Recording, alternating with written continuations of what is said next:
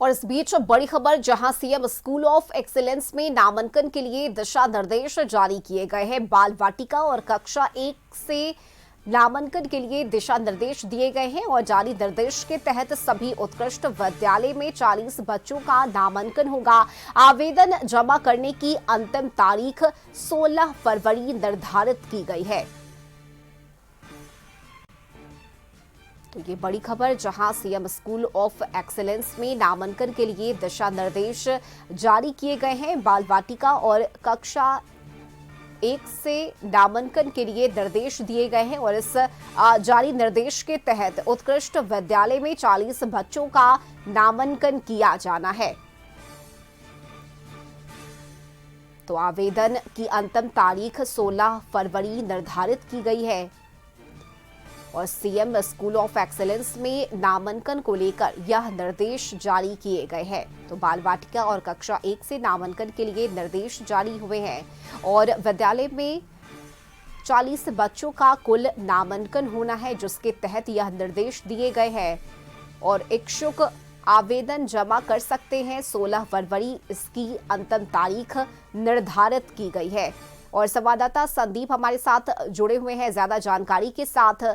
संदीप, देखिए, CM school of excellence में नामांकन की क्या कुछ प्रक्रिया है और अंतिम तारीख इसकी क्या है, इससे लेकर ये निर्देश जारी किया गया है, क्या जानकारी आपके पास?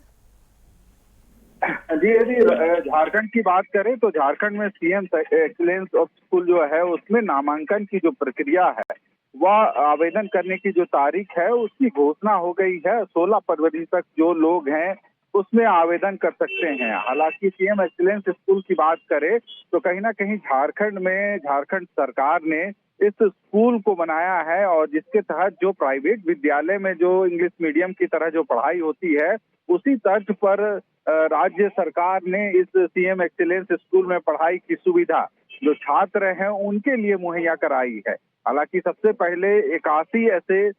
राज्य में सीएम एक्सीलेंस स्कूल थे जिसका शुरुआत हुआ था और उसके बाद जो इसकी संख्या है और भी बढ़ने वाली है और इसका जो निर्माण कार्य है वह भी जारी है। हालांकि इस स्कूल में जब से शुरुआत हुई है तब से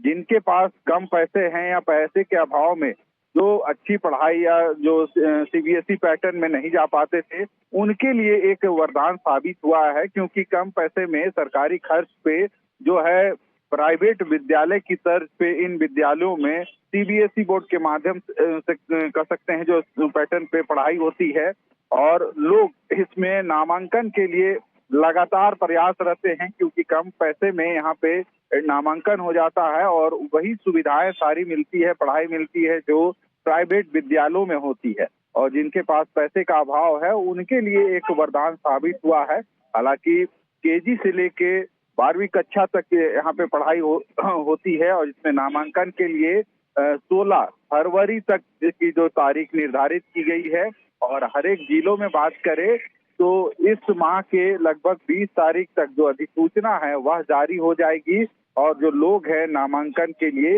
वे नामांकन कर सकेंगे। जी, की प्रक्रिया क्या होगी या जो लोग नामांकन करने के इच्छुक हैं उन्हें कौन कौन से कागजात देने होंगे, इसे लेकर क्या कुछ बताया गया है इस दिशा निर्देश में? आज यदि इस पूरे नामांकन प्रक्रिया को देखा जाए तो कहीं ना कहीं काफी सहूलियत रखा गया है उन बच्चों के लिए, खासकर अलग जिन जिलों में जो बच्चे रहते हैं उन जिले में ही वे सीएम एक्सीलेंस स्कूल में पढ़ाई कर सकते हैं और इनके लिए जो उनके माता पिता का जो आधार कार्ड होता है या फिर जो उनका